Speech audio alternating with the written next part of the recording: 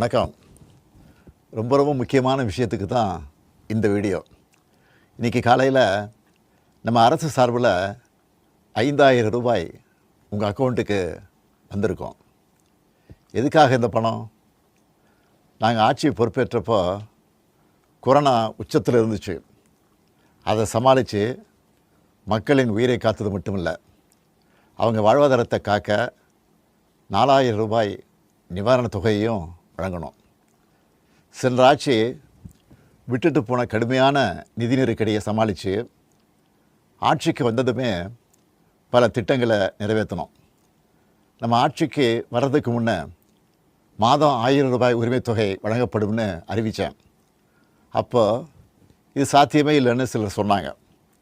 ஆனாலும் நிதி நெருக்கடியை சமாளித்து ஒன்றிய அரசினுடைய ஓரவஞ்சனையை மீறி கடந்த 2023ஆம் ஆண்டு செப்டம்பர் மாதம் முதல் கலைஞர் மகளிர் உரிமை திட்டத்தை வெற்றிகரமாக செயல்படுத்திட்டு வரோம்.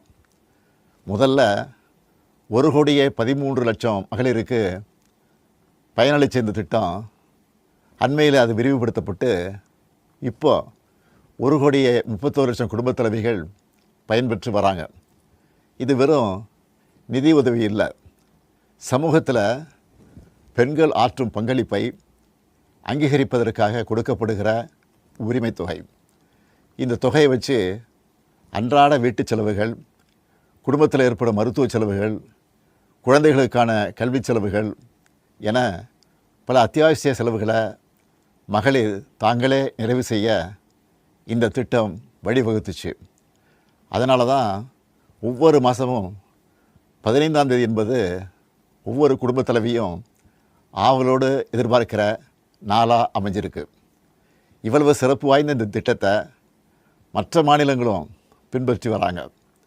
இந்த உரிமை தொகையை மேம்படுத்தணும்னு நாம் செயல்பட்டு வந்தால் அதுக்கு எதிராக டெல்லியில் இருக்கக்கூடிய ஒரு கூட்டமும், தமிழ்நாட்டில் அவங்களுக்கு அடிமையாக இருக்கக்கூடிய இன்னொரு கூட்டமும் எதிர்வரும் சட்டமன்ற தேர்தலை காரணம் காட்டி அடுத்த 3 மாதத்துக்கு இந்த மகளிர் உரிமை தொகையை நிறுத்த சூழ்ச்சி செய்கிறதா தகவல் வருது.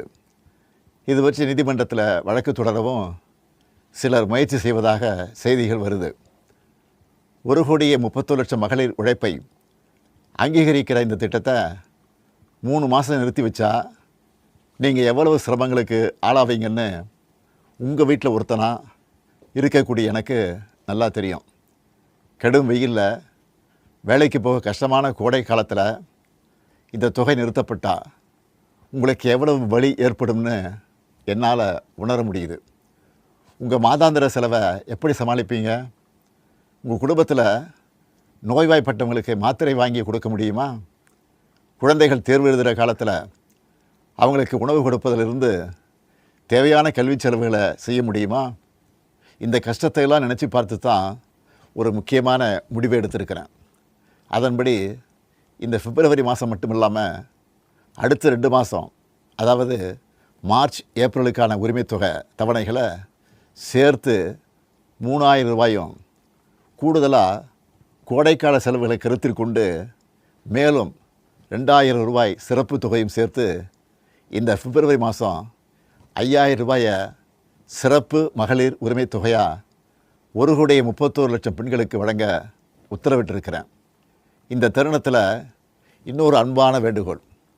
இந்த 5000 ரூபாயை அடுத்த 3 மாதத்துக்கு நீங்கள் பயன்படுத்திக்கணும் என்பதால் கொஞ்சம் கவனமாக செலவு பண்ணுங்கள். முடிஞ்ச அளவுக்கு சேமிக்கவும் பாருங்கள்.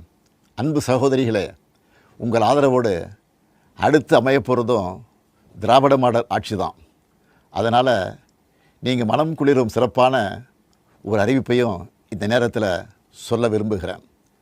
அடுத்த திராவிட மாடல் 2.0 ஆட்சி காலத்தில் உங்களுடைய உரிமை தொகை 2000 ரூபாயாக உயர்த்தி வழங்கப்படும்.